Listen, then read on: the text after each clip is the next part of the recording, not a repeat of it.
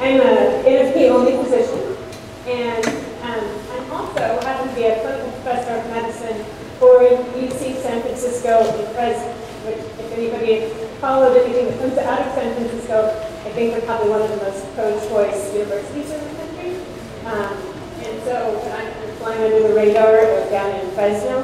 But I was so thankful when I heard the question of the gentleman who asked, why aren't we promoting natural family planning? And I hope by the end of this talk, we'll see that regardless of faith, natural family planning is hands down the healthiest health care that we can offer women. It is the safest for women, for children, for families, for society, and also for the environment and economics. The next slide, please.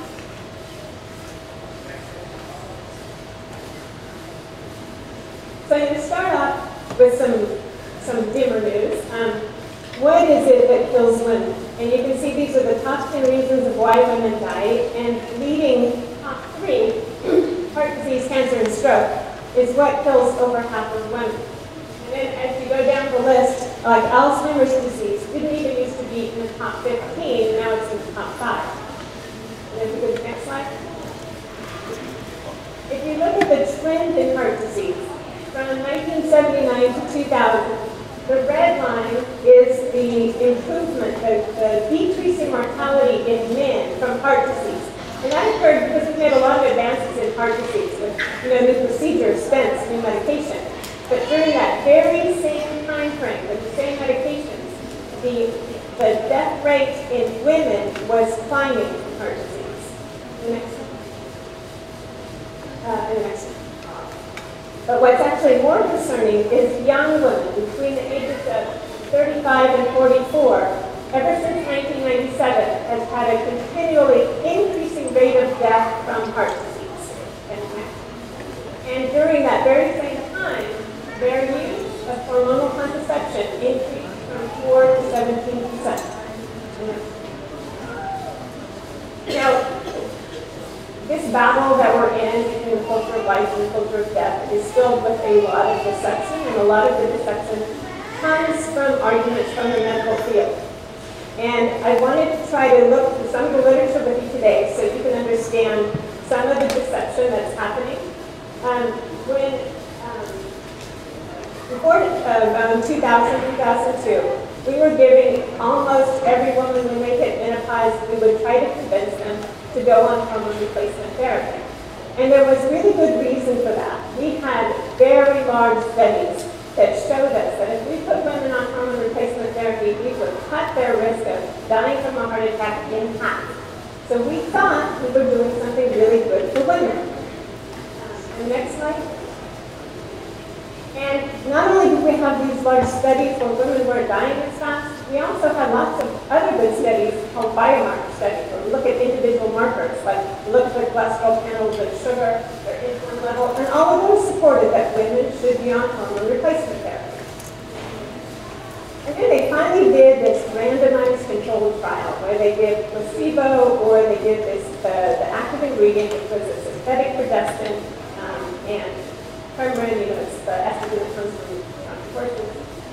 And placebo, they started with over 16,000 generally healthy postmenopausal women. And the next slide. And really, it came from San Francisco. They really thought they were going to prove with better statistics that we were helping women. But instead, we had to stop because we were not cutting the death rate of cardiovascular disease in half.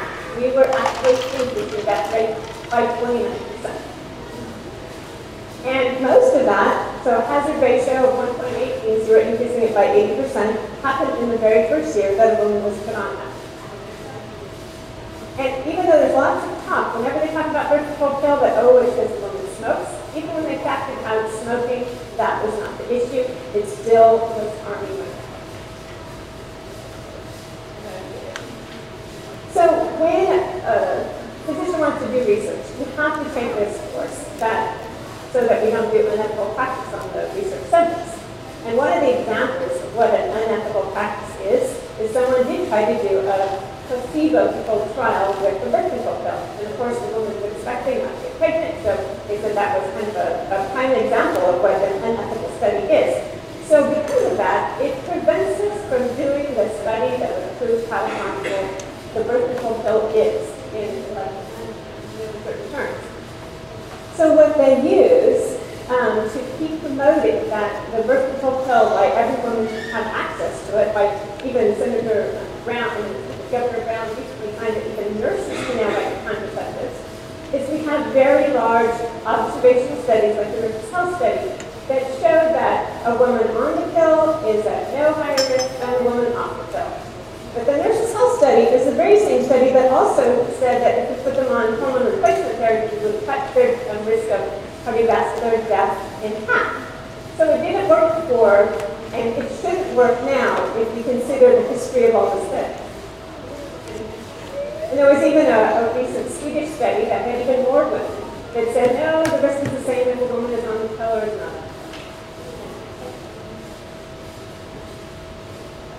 But again, those type of studies failed us very much before with the hormone replacement therapy. And the pill, the oral contraceptive pill, is up to 10 times stronger than what we were giving for hormone replacement therapy. Hormone replacement therapy is trying to just give the same level of what a woman's body is making. The pill tries to totally break the system and suppress it. And or kill a young woman with these very strong measures to suppress what her body does at the type of treatment. So as a tenth the dose is harming women, we should not be surprised that that cardiovascular death rate in the country is going up because we're giving 80% of women 10 times the dose. So there are different studies out there that aren't observational studies that do show that risk. There, as we kind of rank the caliber of how much importance to put on studies, they're a little bit lower down, but this is what we have. The World Health Organization did a large trial that showed that it increased the risk of heart attacks by 5-fold. But probably a little bit stronger, a little bit better study design. This one was published in the New England Journal in 2010. And it's very expensive to do a research trial. And you don't put a lot of money to try to find out something that you don't want to know. So most studies are based by pharmaceutical companies. And so this was, they're always coming out, trying to come out with something that's a little bit safer, a little bit better. So this was a company that was trying to prove that their third generation pill was safer than the second generation pill, so one would buy these newer ones. Well, they did happen to include an arm of women who had never been on the pill. And what they found was if you include all the women who had been on the pill versus those who had never been on the pill, it increased the risk of having a heart attack by 2-fold. But the media bite that came out on the radio, because if a woman smoked, it increased her risk of heart attack by 13-fold. So of course they said, it's because the woman is smoking. So they totally looked over the fact that 80% of women have been on the pill and it doubles the risk of heart attack. But then there's some other, but most of the time when a woman gets put on the pill, they don't have a heart attack. Again, we're looking at very large numbers, so small percents. But what we thought all along is probably it ages her vessels faster. So even though she doesn't have a heart attack immediately going on the pill, it's probably aging her, making her more likely to have cardiovascular disease later. So there was a study done in Belgium where they took an ultrasound and they looked at all the larger vessels of a woman. And the women that had been on the pill for 10 years already had changes in their vessels that would suggest a 20 to 30% higher rate of atherosclerosis.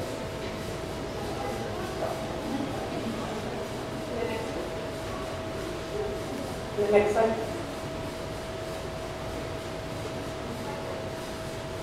So the third leading cause of death in women is stroke.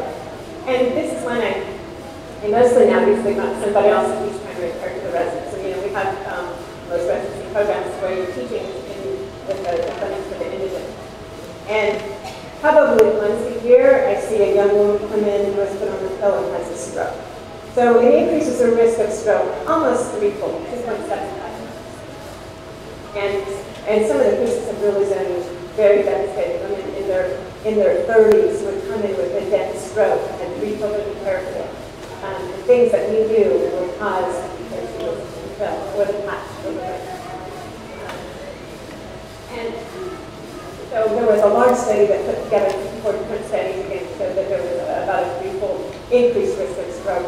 There was a more recent study that looked at all the studies from 1980 to 2002, so they could just use the low dose pills, which is reportedly safer, and that still showed that it increased the risk of heart attack by 1.84, so about double.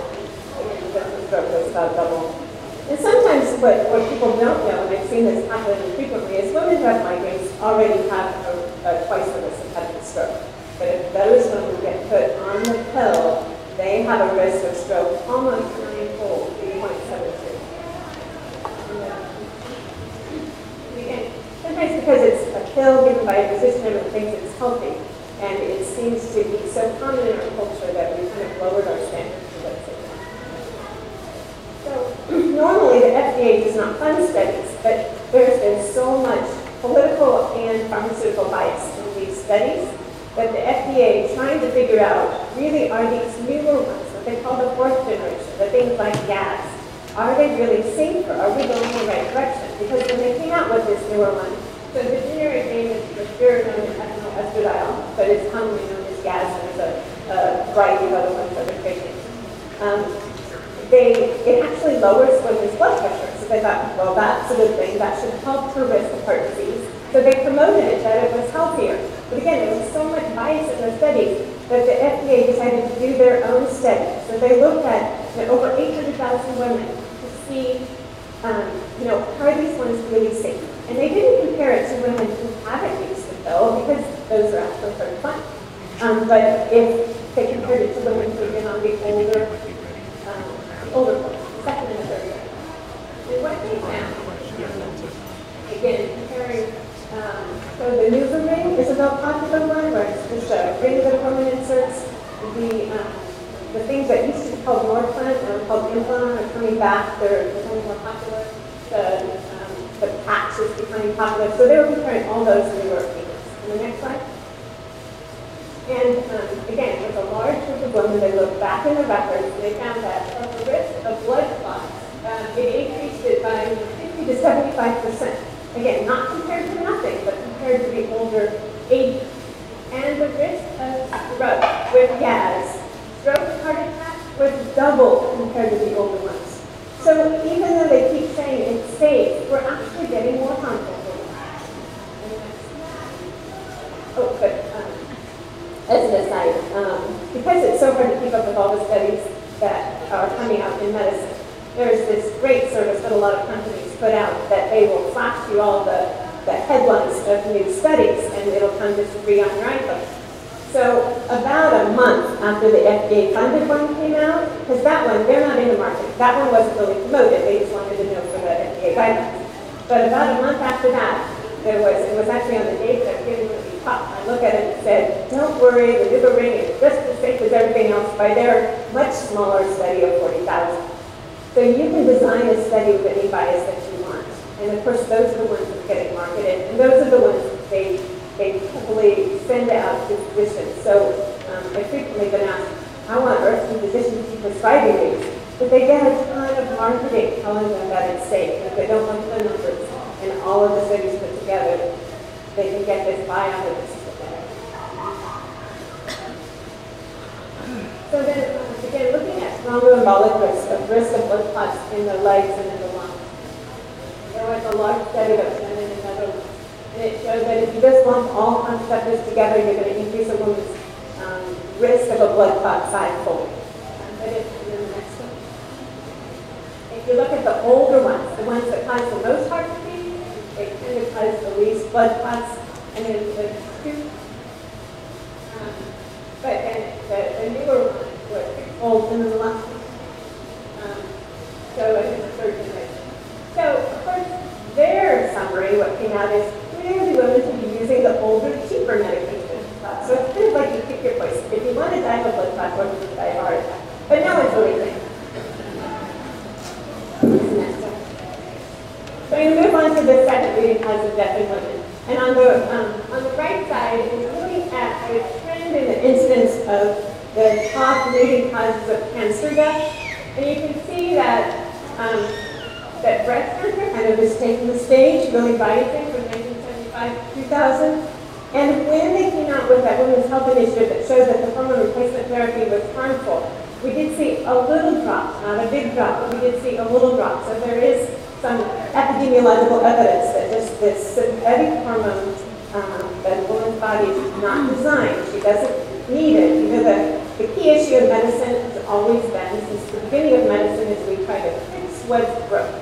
Make the diagnosis of what's wrong and fix what's broken. But when it comes to family planning, that is totally thrown aside. It's a new paradigm to break what's healthy.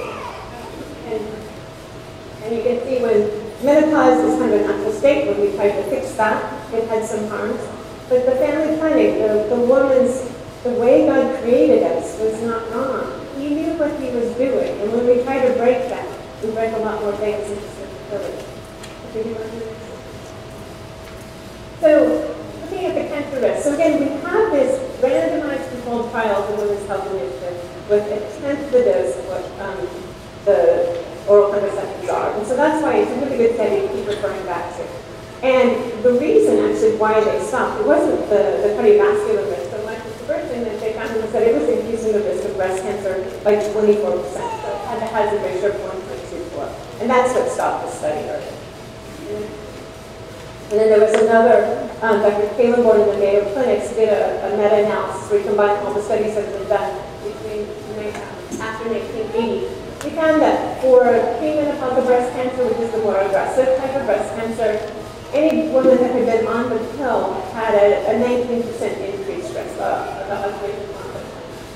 But if a woman had not had her first full-term pregnancy, with that first full-term pregnancy, the breast cells is their final maturation, where they become protective against carcinogens.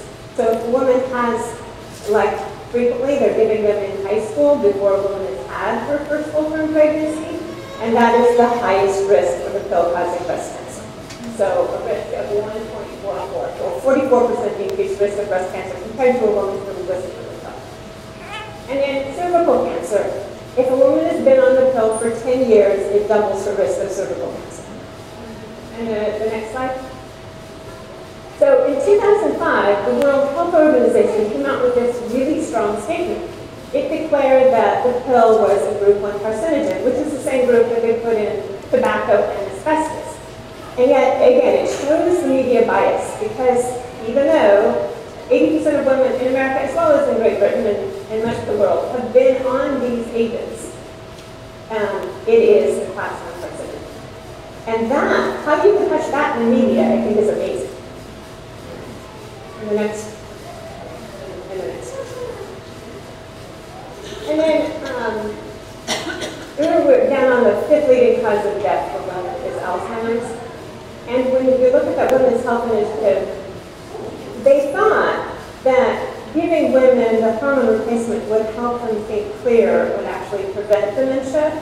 That also proved to be wrong. It actually increased the risk of dementia by 77% for the next 6 months. So I don't think giving women 10 times more is making them smarter.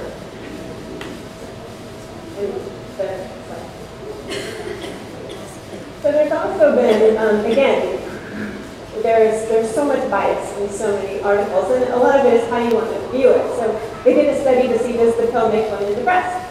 And it showed that that were women on the pill, if they'd already had, they had a 15% reported worse mood on oral contraceptives if they had a history of depression, and 12% reported that the mood was better if they had painful menses which it affected.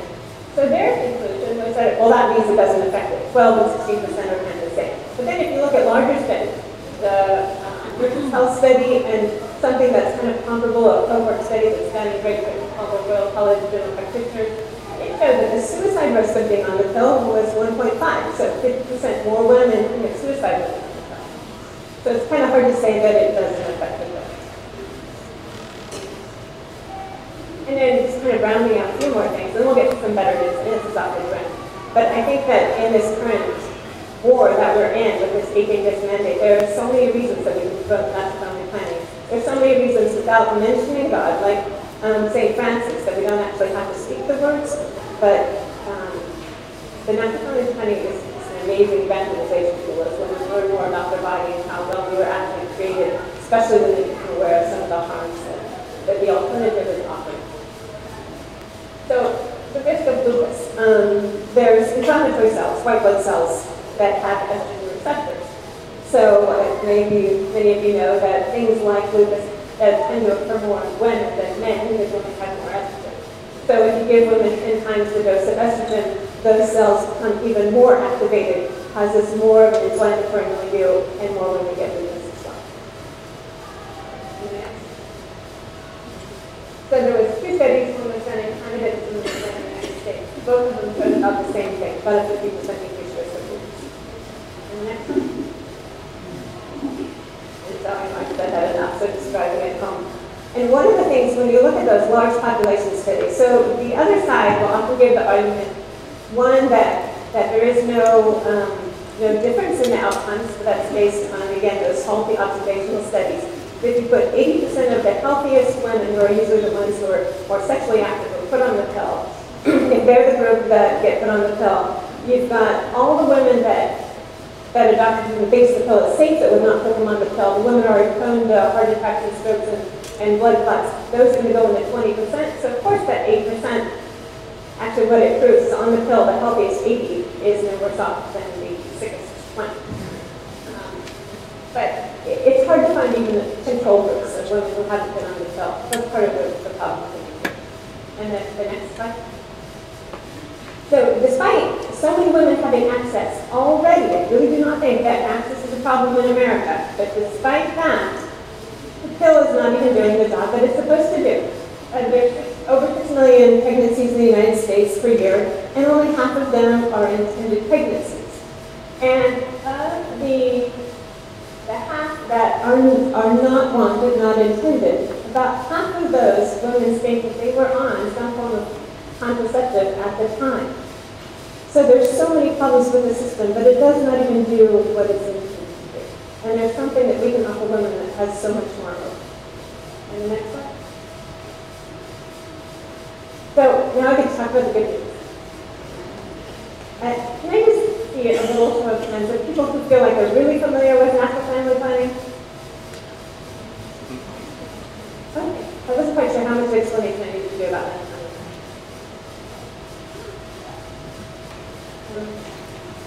So nanotechnology goes back to the core of science. It's a new women's health science. It's only about 1,000 doctors in the world that actually are trained in it. We're helping to promote that. And it's where we take the charts that women use in natural family planning, what they create. And so in natural family planning, there's a number of scientifically advanced forms. There's couple leg, there's crate model, there's Billings, there's several that are really very good. And so unfortunately, what they're teaching in med school is they'll make a joke about rhythm, and rhythm, you know, was 1930s. So they blow it off as not being scientific because they've ignored all this body of literature that has been developing with the more scientifically advanced forms of natural family planning. So a woman learns to monitor her different bodily signs. It could be her temperature, but most of the basis is cervical mucus. And I'll go into that in a little bit more detail soon.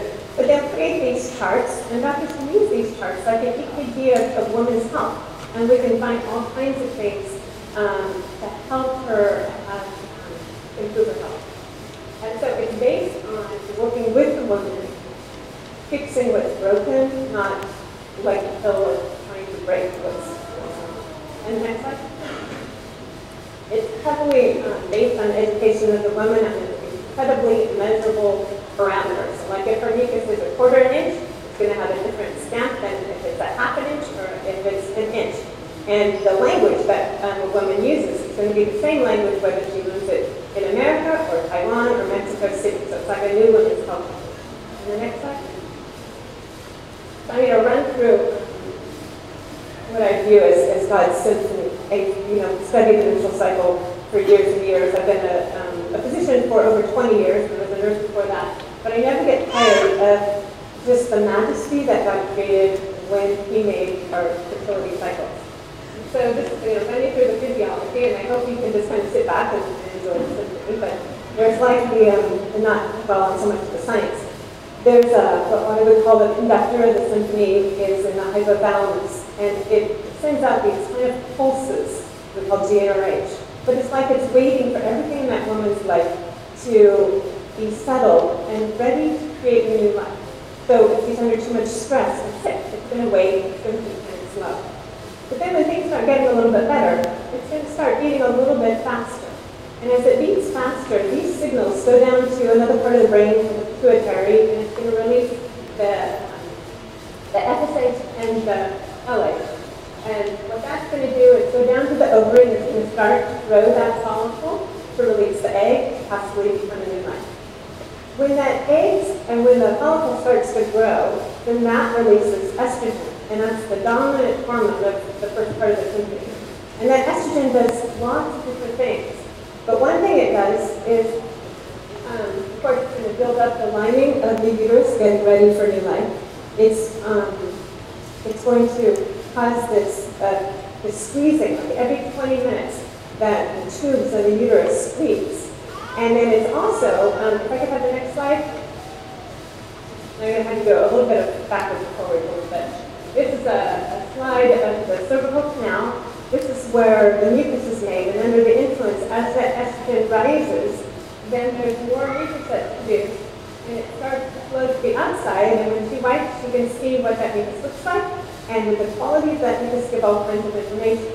And the mucus is made in these little crypts on the side. They call them the hospitality suites, because that's where sperm can hang out for 5 days and be blind and die.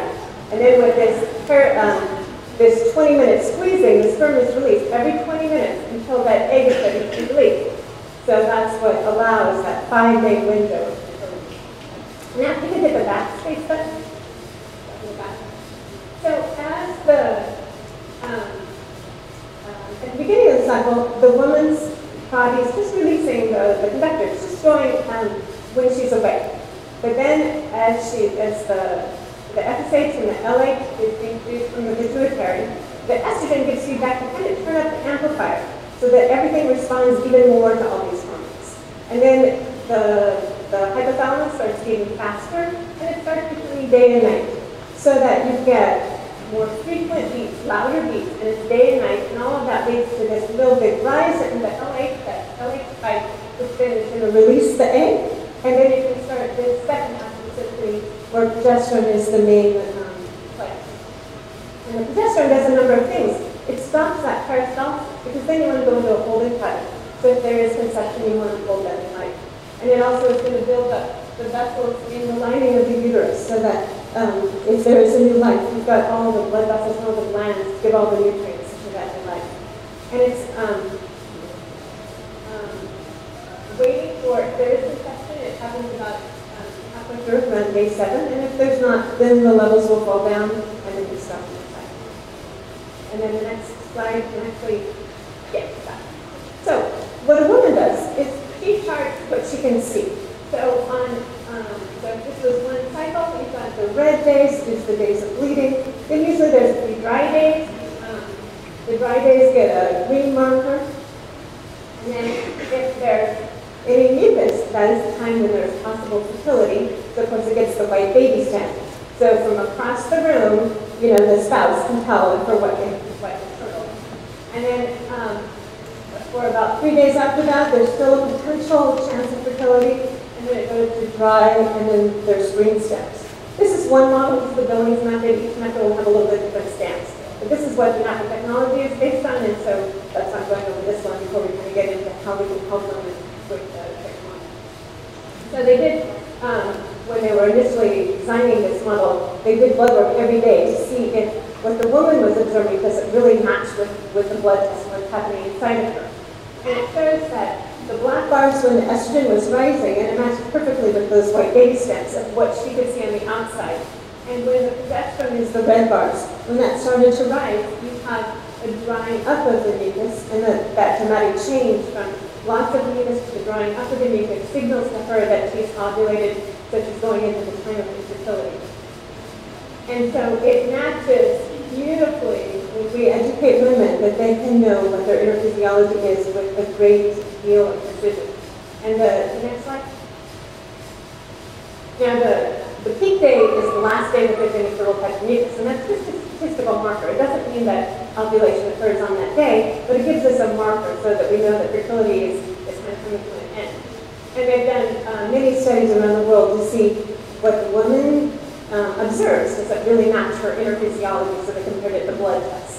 And you can see on the day of her peak day is really only about 35% of ovulations for most women. Unless you happen to be Italian, because they're really good, they got 65%. And after I gave this lecture last time, at the end, somebody said, I know, my wife's Italian, she knows, that's right. And I was glorious in the parents here, but maybe there's something to that.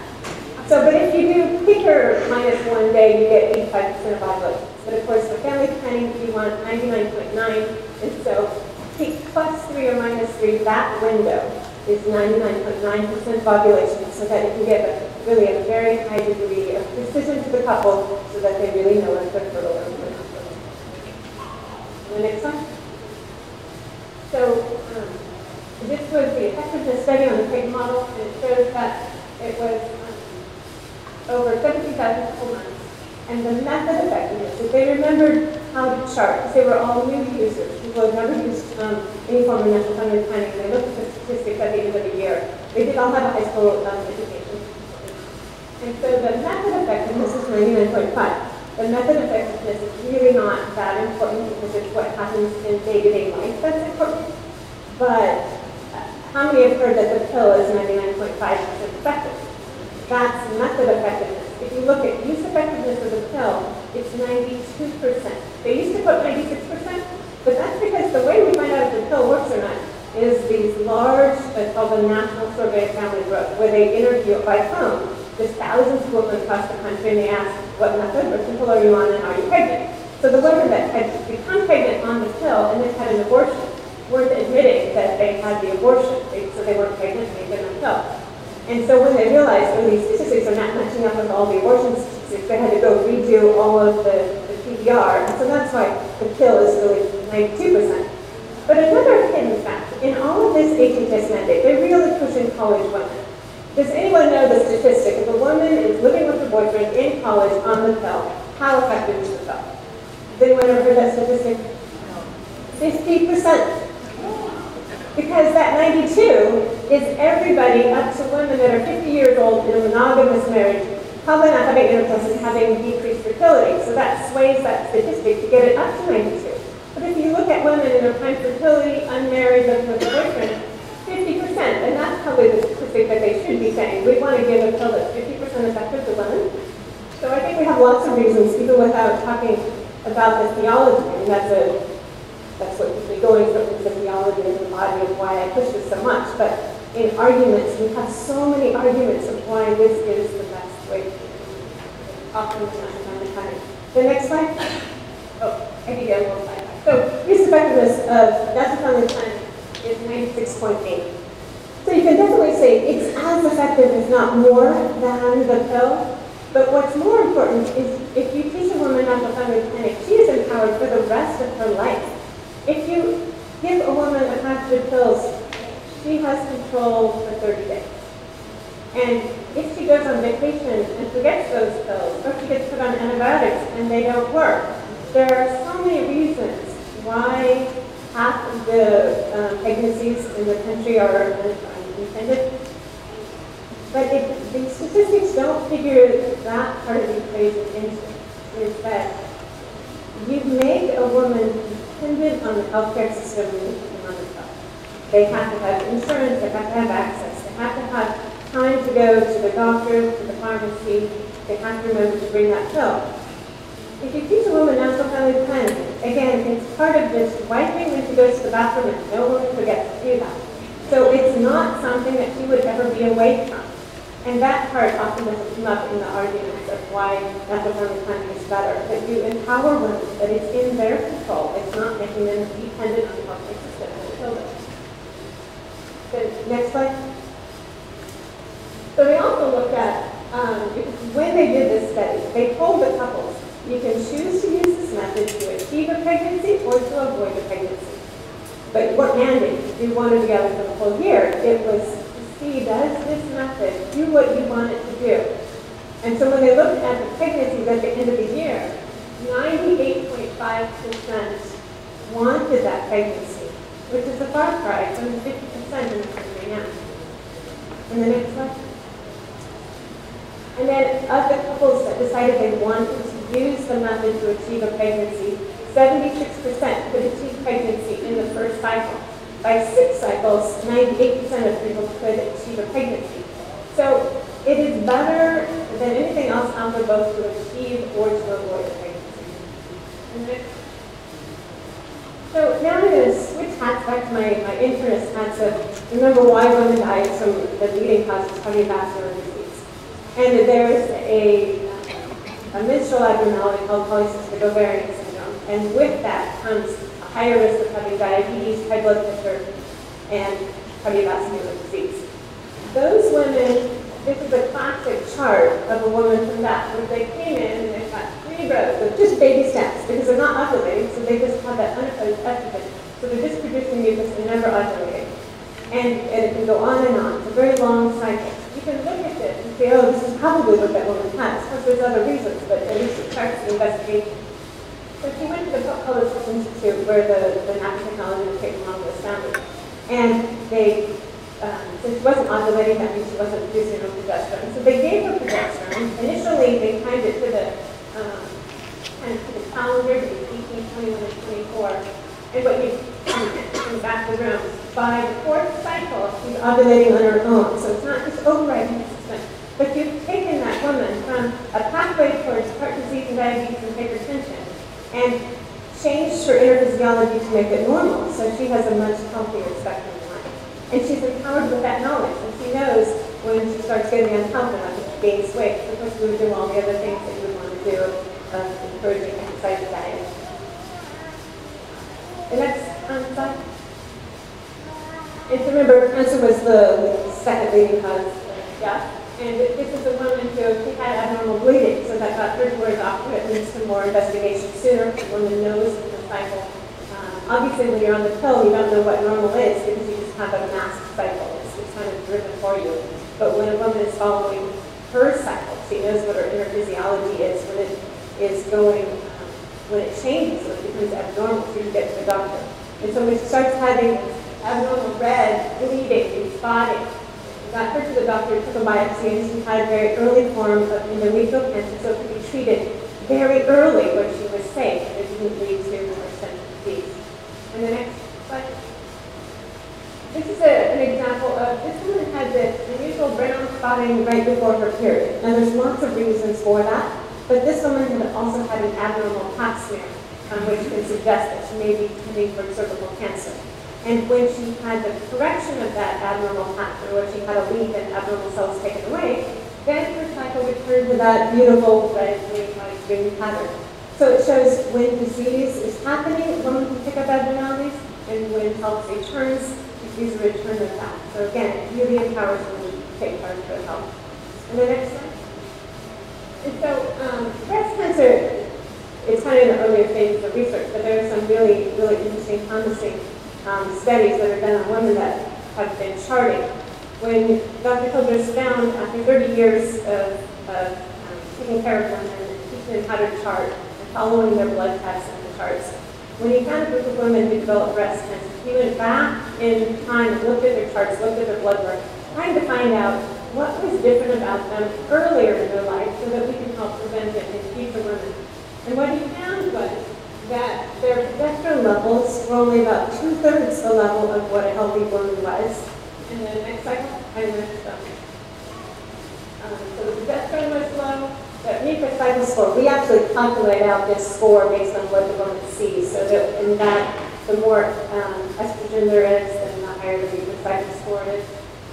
So the mucus cycle score was lower, but also after you ovulate, it should be like clockwork. That phase should be incredibly stable. Remember, the first phase was when the conductor is trying to figure out when is the right time. So that phase is supposed to vary because it's the woman adapting to her environment. But once the egg is released, that phase should be like clockwork. And so when there's instability, when that phase changes, those women have a higher risk of breast cancer. And again, it's a reflection that all of the organs come and weren't talking together. A little bit of but it's kind of like the communication system. And the next, so this is an example of a woman who later developed breast cancer. And on the side, it's measuring her post-peak phases. So it goes from like 6, 15, and 9, 16. Widely variable, whereas a healthy woman would go like 11, 12, 12, 13. Only vary by a day or two.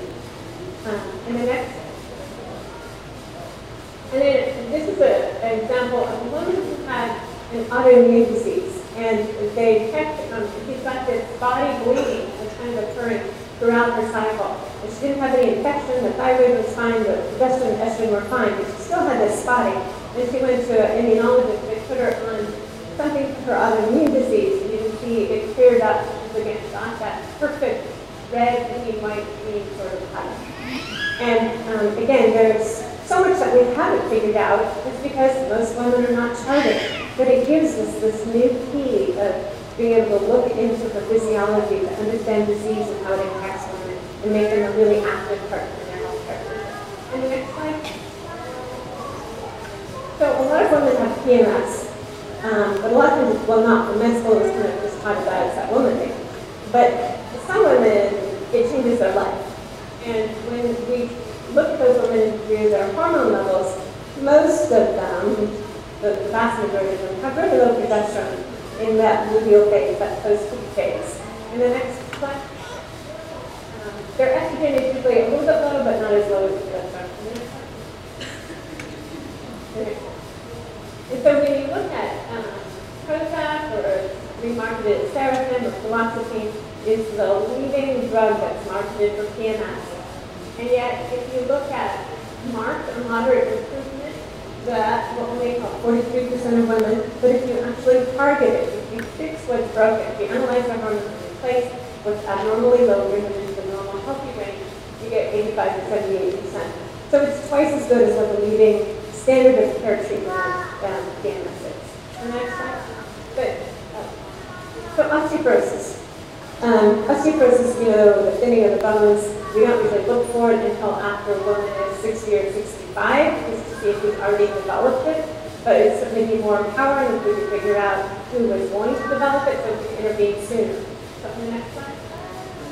So we did the same thing that we did with breast cancer. We went back and the women had thinning of the bones, you looked at what their hormones were.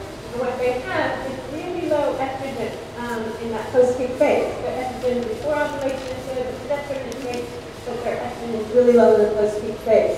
So now we're working on replacing that. So again, it gives an insight into the woman's physiology that nothing else out there is doing because they're totally ignoring what the woman's cycle is telling us since we're overriding it in some cases. And then the next one. So infertility causes lots of heartache. And there's over 6 million women who either can't achieve or who have different miscarriages, so they can't deliver healthy babies. And certainly IVF gets lots of marketing and press. Where the next slide. Whereas because of both the cost and the success rate, really these statistics are a little bit old, but it doesn't change the statistic by a lot. So maybe 1 or 2% is all the number that is actually helped by IVF, and certainly at a tremendous cost of 15,000 to 20,000 per cycle. And the next slide. So when a woman, again, is empowered with knowing her body well enough, this was when someone is learning how to be a teacher of technology, they have to hurry up and get 6 clients right away so they can use them to kind of learn them. And I had this young teacher who was trying to she couldn't find 6 clients. She was walking to my office and saying, well, anybody learn? And one of my clerks said, oh, I've had infertility for 6 years, been married for 13 years, but really speaking, I've been to 2 infertility specialists, and so I have nothing to lose.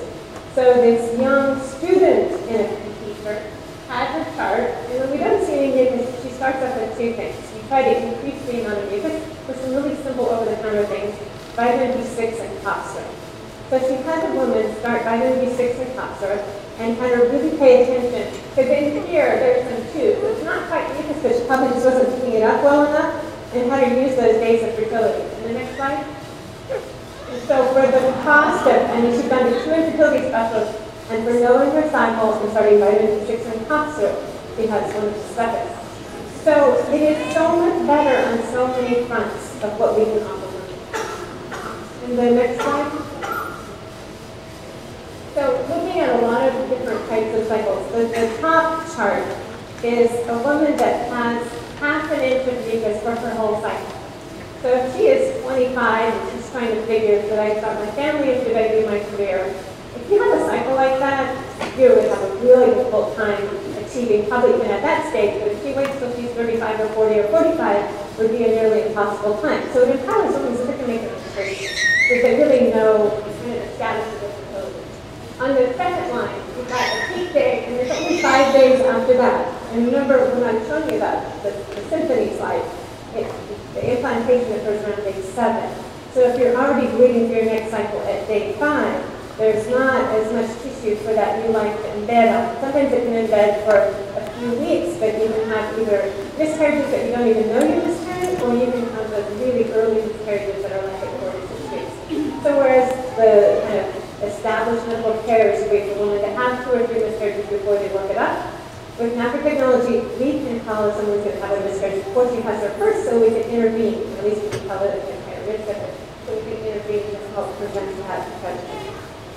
On the third one, where she's got that spotting, who doesn't want to where it actually was a tip off that she had some abnormal cells going, but frequently that's a sign that her progesterone is low.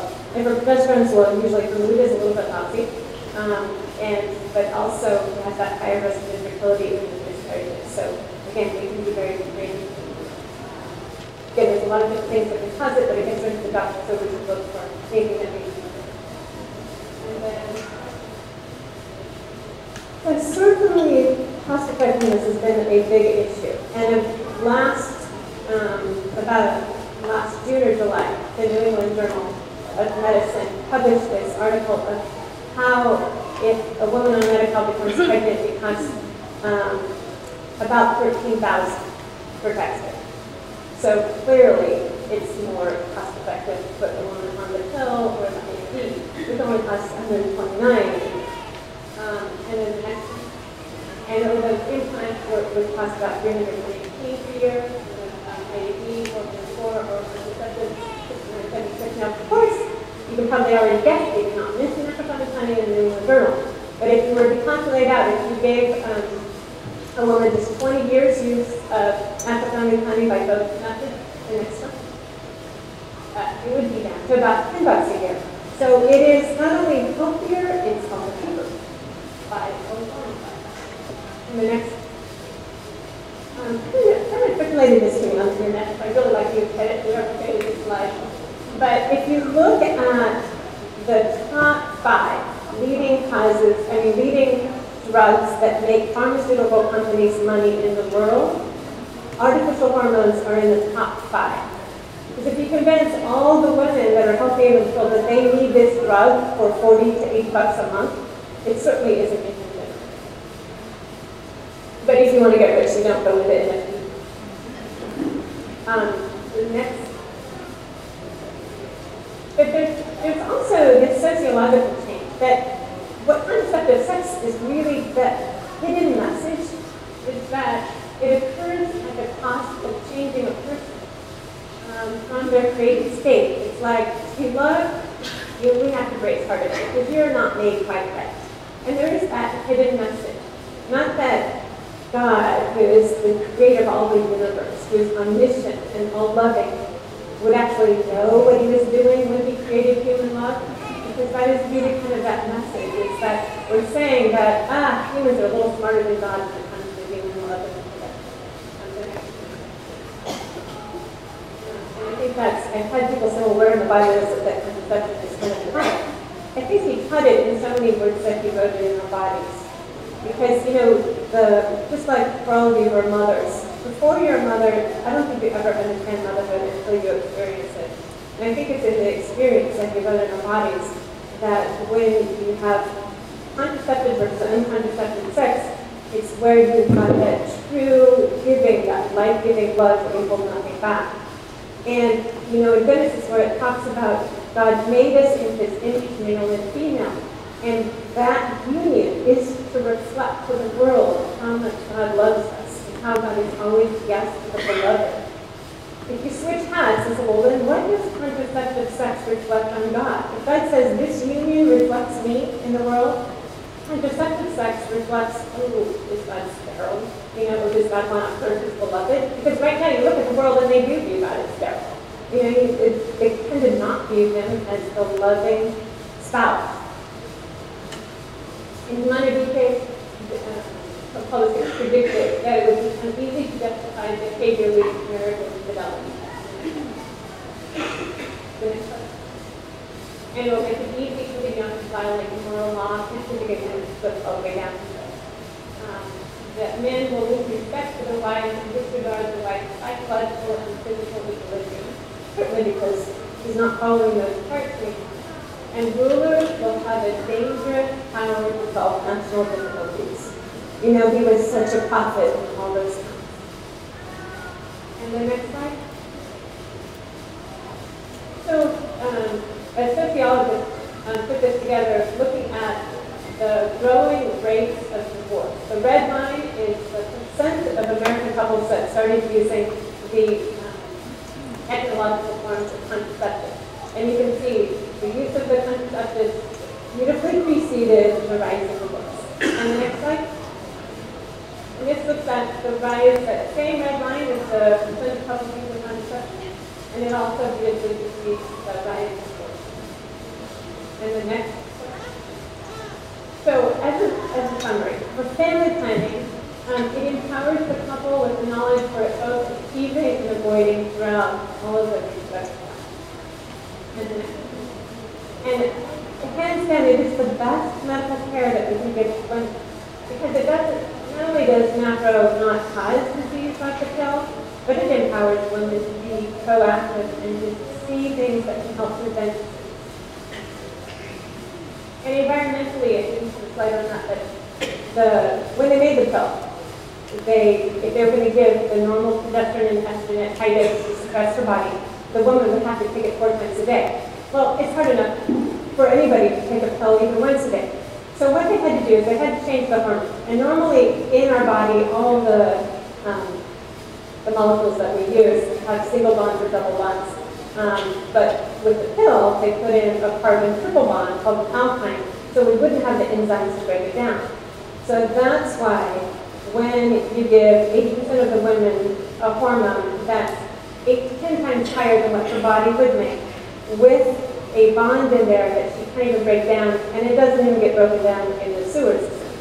So there was a recent article in one of the cities in England where they said to actually change their sewer system would cost billions for a town of 100 to 200,000. And so everyone's kind of ignoring it. Although I've heard that many in like the fish and game literature already, you know, there's been articles out for quite a while of how the fish are changing, how the frogs are changing. But that is something that really is not been talked about very much. There was one study that I found was pretty interesting of where there was a pond with minnows. They put in one pill and all the minnows died. Was it just one pill? Minnows, but it does have a powerful effect that I think they want to blame more the farmers and they want to blame what we're doing. And then the last. And so economically, it's the most cost-effective method available. And you know, as I've shown you that those rates of the divorce rates, sociologically, it's also the best out there because it's breaking it down by decreasing the divorce rates and increasing the communication and respect for life and it's very long in this country. And of course, the main reason is God knew what he was doing when he designed us. And it's sort of a fallacy on our part to think that we can improve on human life and reproduction. Okay. Questions? I also have a daughter who is a nurse practitioner, and she received her degree from University of California in San Francisco. My question is there anything that we can be encouraged about in education in the medical field? Well, they are starting to come out with some more studies, but they drowned it out. And so when the literature stopped showing that the pill was equal to not being on the pill, they changed the argument and they said, oh, well, a pill is safer than pregnancy, because pregnancy is safe. If you're not on the pill, that means you're pregnant. totally disregarding that there's another safe way to avoid pregnancy. That is an area that we need a lot more rebels. That's usually what I ask when I talk to my house staff, who's a rebel. Because most of them, when they hear this talk, I don't mention God in it, I just mention the science of it, and they've had some curious things. I said, okay, what sort of studies do you know that prove that the pill is safe? And they go, we were just asked to believe it. I go, oh, so you think the Catholics believe it's good, but we have the science, and you're believing that it's safe. But I think it's an area that needs lots of care. When I give the lectures, it opens lots of eyes, and I've had OB attendings come to me after hours for care because they saw the difference in the care. We just need to keep talking. I've noticed a big increase with women having endometriosis, and it seems how does natural technology deal with that? The doctors, the normal doctors will give you a pill. Right. They'll give the pill for endometriosis because it'll calm down. It doesn't get rid of the endometriosis, so as soon as you come off the pill, it's going to grow right back and cause all of the pain and the infertility that it does. So really the treatment for that is it has to be lasered off is the best treatment for it.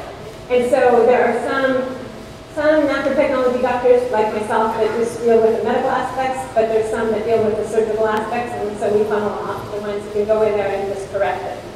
Then it goes back after it's corrected. Usually not if they get it all. I mean, they certainly have to watch it, but it usually, if it's done by a natural technology doctor who's going after even all the small parts, it usually does pretty well. There's some things that then they talk about maybe changing having a less inflammatory diet and they get them on. But it's still an area that needs a little more research. But there's been lots of success in the fertility pain with the surgical approach. Is there a role for nanotechnology in addressing perimenopausal problems that women may suffer from, like excessive bleeding or menstruation? Yeah, one of the beauties of the system is in the perimenopausal time when hormones are going up and down, the body that you used to know is really changing. It's like you're kind of left without a roadmap. And with the natural technology, it kind of gives you that roadmap so you know what to expect. Because usually the hormones are going lower, which causes a lot of the symptoms, so that if we test them and replace it with the bioidentical hormones, it just makes that whole process go a lot smoother. But it also gives you the roadmap, so it gives you an understanding, but also areas where we can work. Okay, well, thank you very much.